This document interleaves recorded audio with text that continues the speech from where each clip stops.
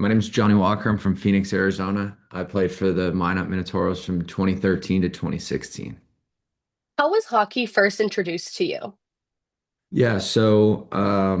My dad played hockey in college, and then my uh, that I would say that was probably it. My mom was an athlete as well, so they it was between the both of them. Just kind of threw me on skates at a young age. So I don't remember honestly. It was more like, here, good luck, you're doing this. At what point in your early childhood career did you realize that you wanted to make hockey kind of your passion in your career? Yeah, again, I was doing it before I knew what was even going on. So I think that developed really early. I was on skates at like 2 or 3 years old. But at like by the time I could actually form my own thoughts, I think that was about the only thing I thought of was hockey. Now, going to your time in Minot, is there something you learned while you were here that you still use throughout your career? Yeah, I would say there's a lot, obviously. I would say the biggest thing would be my first year there. I started out as a defenseman, and then wasn't playing a whole lot, and then later transitioned to being a forward, and it really taught me like to be adaptable, to learn how to be a part of a team, especially when things aren't going your way. It wasn't always sunshine and rainbows, but figuring out ways to power through and get better, just to learn how to be resilient. And that was a big lesson taught by me in Minot, taught to me in Minot. You mentioned that you started off as a defenseman and then you went into being a forward. What led to that decision? I think mostly that I couldn't skate backwards. I think that was a big deciding factor for Marty Murray. Um, no, it was a funny story. I was at that showcase my second year, and I was in and out of lineup the year before, and I think a lot of that was due to it was especially at that time was a much older league, and that transition was tough. And then Marty just threw me at forward, and like I don't know, I didn't like playing defense anyways. I wanted to play offense. So he threw me up there. I think I had a couple goals, and then put me on a line with Blake Lazat. And I mean, anybody can play with Blake, and they would look really good. So again, just very fortunate to be around the guys that I was. The transition wasn't not having to play defense was honestly really nice. I enjoyed that. Who would you say were some of the most influential people for you while you were a Toro? Yeah, I would say obviously the coaching staff with Marty Murray and Nigel Dubé, but I would say another big one was my billet family, the Mares, and then Jared Olson, especially going in my at 16 years old, him opening his door. They were family friends of ours, and really took care of me when I was when I was 16, 17 years old. I didn't realize how young I really was, but the Olsons were a really big part of making that transition as easy as possible in Minot. You got to experience playoff games in the Mesa. What was that like? Yeah, it was fun. It was competitive. It was loud. I really enjoyed my time in Minot. It's such a cool hockey town that really got behind. It didn't matter really who was playing, whether it was the high school team, the Toros, or Minot State. Everybody came out and was always super supportive of whatever hockey there was, even the youth programs. I mean, it's a very cool town. Well, you got to wear a letter as a Toro. What did that mean to you? Yeah, it was cool. It's always an honor to be recognized to be a captain. Especially like I said, going from the first year, which was a tough transition. I was younger in an older league, and not playing a whole lot, and just battling through that and figuring out a way to honestly just stick around at times and be on the team. to being a captain. It was an honor and really really cool to be a part of that. You know, you mentioned being coached under Marty Murray. How do you feel like that helped you develop your game? Yeah, I would say. Well, the easiest part was when he put me on a line with Blake Lazat. I think that was the easiest way to develop my game was just go to the net and let Blake do all the fun stuff. No, but seriously, he was his like little stick skills that he would do during practice, little like minor like very I guess, minute details with the puck and just how to be effective. As an undersized guy, he had to figure out different ways to do that in the NHL. And as a slower hockey player, I had to figure out those cool tricks as well. So just learning whether it was stick skills or how to read a play, and really as my I transitioned to forward was just uh, really learning the game almost from scratch, and Marty was a big part of that. How do you feel like Minot prepared you for the next level?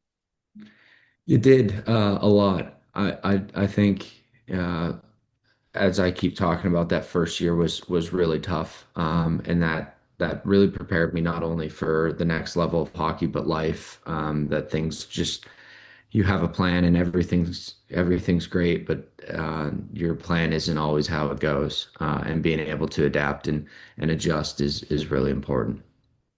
Now, you continued your hockey career at Arizona State University, and you're from Arizona. So, what was that like playing at the collegiate level in your home state? Yeah, as soon as ASU went Division 1, that's kind of all I wanted to do. Not kind of, that's all I wanted to do. Um, I I I was bothering anybody and everybody at Arizona State to be a Sun Devil. So it meant everything to me. That was my goal. Is like I said, as soon as they went Division 1, that's all I wanted to do. So huge honor and really enjoyed my time at ASU.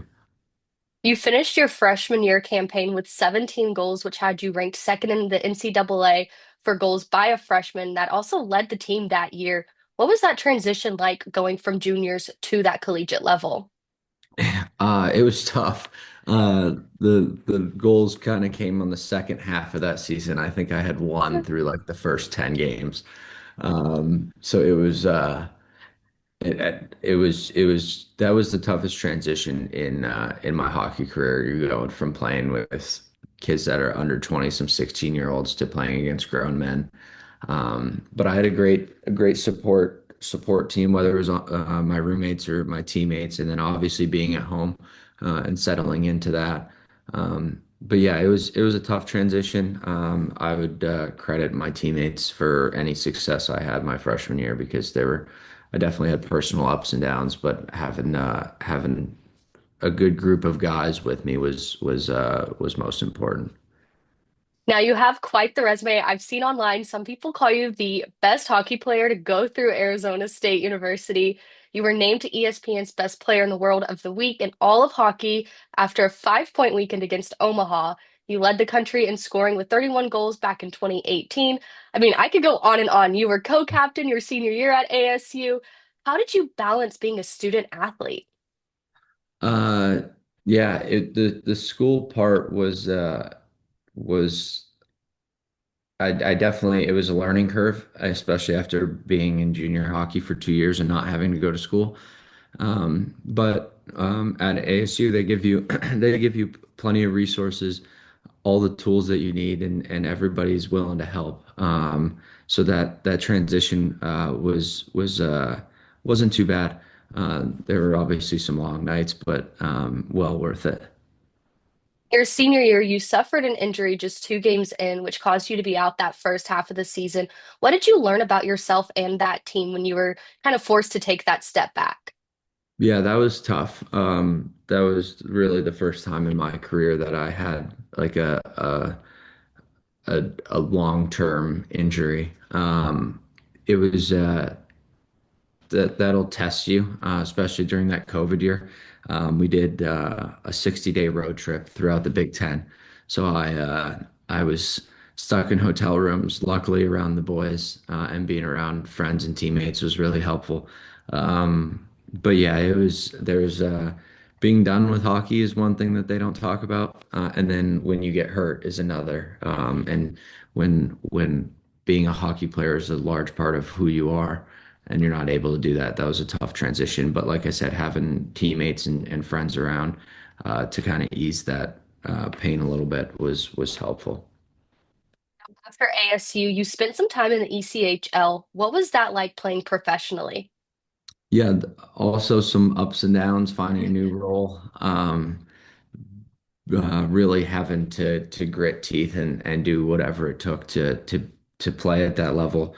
It was fun though, met a lot of great people along the way, a lot of relationships that I still have.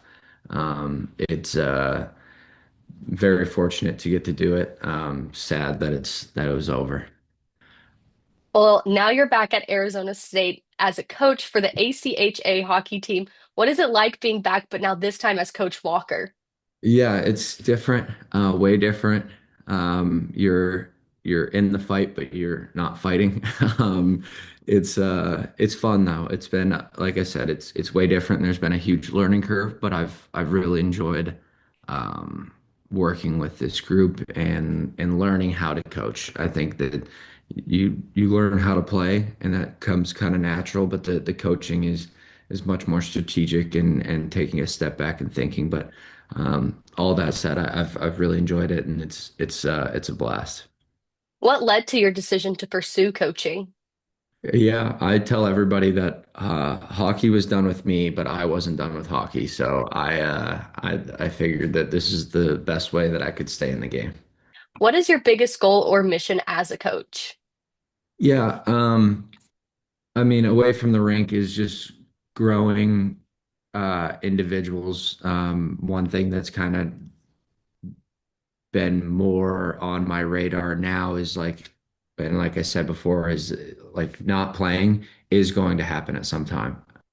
And these lessons that you learn, whether you play 24 out of 60 games in Minot um, or other struggles or injuries, like these are all life lessons that you can take and learn from. And really, while we're trying to develop hockey players, developing young men and making them see that these aren't just hockey lessons; these are life lessons that you'll take and be much more valuable than they ever will be on the ice.